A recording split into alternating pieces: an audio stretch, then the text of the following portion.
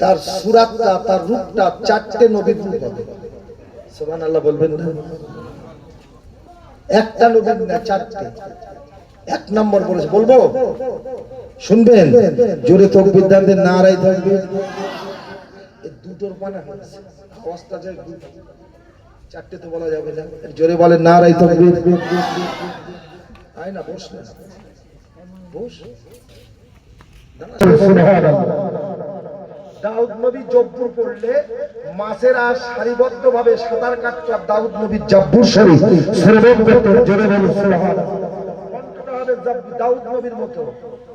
আর হায়াত, 4 নাম্বার হায়াত, নবী বলেছেন না, বুড়ো আর কালো একটাও আল্লাহ জান্নাতে দেবেন। কি বলেছে?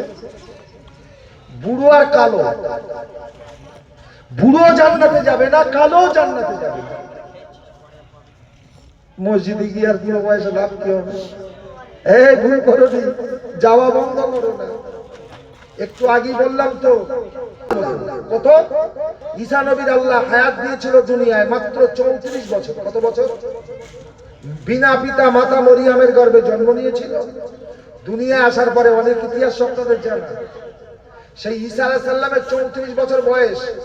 আল্লাহ যাদের জান্নাতের সার্টিফিকেট দেবে, কালো আর বুড়ো নয়, ইউসুফ নবীর মতো রূপ হবে আর বয়স হবে মাত্র 34। একদিন বেশি একদিন কম হবে না। 34 এর জান্নাতের সার্টিফিকেট পাবেন। জোরে বলুন সুবহানাল্লাহ। এবার বলুন, জান্নাতে গিয়ে কথা বলতে হবে, কোন নবীর ভাষা বলবেন? মাশাআল্লাহ। এবার আমার রাসূল বলছেন 5 নম্বরে ভাষা হবে কোরআনের। জোরে বলুন সুবহানাল্লাহ। নবীর যে ভাষা, আমার নবীর কি ভাষা? তাহলে মুসলমান শতকরায় 90টা মুসলমান কোরআন পড়তে পারে না। এরা মুসলমান দাবিদার। যে ভাষা আমাকে জান্নাতের সার্টিফিকেট দিতে পারে সেটা শেখার দরকার আছে না? এখনো দেখেছি হজবাকে গিয়ে আমাদের এই বাংলার হাজিরা তসবিহ পড়ে। বিশ্বাস করুন, চোখে দেখেছে, গল্প করিনি। ইন্দোনেশিয়া, নাইজেরিয়া, তুর্কিস্তান, আফগানিস্তান, পাকিস্তান যারা হজে গিয়েছেন জিজ্ঞাসা করবেন, তারা কোরআন পড়ছে। আর আমরা ইন্ডিয়ার হাজি অধিকাংশ কাবা শরীফে বসে তসবিহ পড়ছে। কেন? কোরআন পড়তে জানে না। আচ্ছা, একটা কথা বলি, আমরা যে হজে যাই, এই যাওয়ার কথাটা কে বলেছে? হায় হায়, যাওয়ার কথাটা কে বলেছে?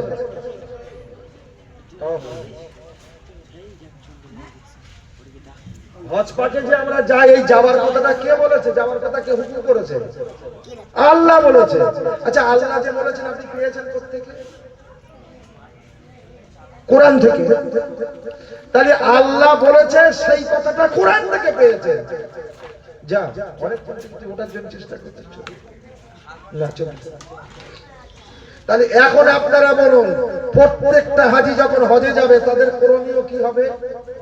যে কোরআন আমাকে বলে দিয়েছে, আল্লাহ আমাকে হজ পাকে আসতে বলেছে, তাহলে সেই কোরআনটা মুখস্থ করে যাওয়ার দরকার, শিখে যাওয়ার দরকার আছে না নাই? কেন জানেন?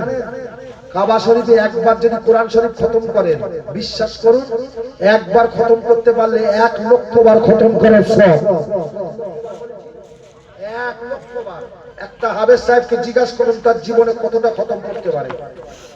একবার কাবা শরীফে বসে খতম করবেন কোরআন শরীফ, 1 লক্ষ কোরআন শরীফ খতম সওয়াব দেবেন আল্লাহ। মদিনার মসজিদে নববীতে বসে পড়বেন, 50,000 বার খতম করার সওয়াব আল্লাহ দেবেন। ওখানে একটা রোজা করবেন, অনেক লাভ। আমি সে কথা বোঝানোর জন্য বলছি। আমরা সব পারি, সব শিখেছি, কোরআন শিখতে পারি। আবু জেহেল কোরআন শুনতে দেবে না, সেই আবু জেহেল কোরআন শোনার জন্য পাগল হয়েছে। কথা বোঝা যাচ্ছে কিছু? ঠিক। মুসাব মনে আছে? দুরূদ শরীফ, আল্লাহুম্মা, জোরে জোরে,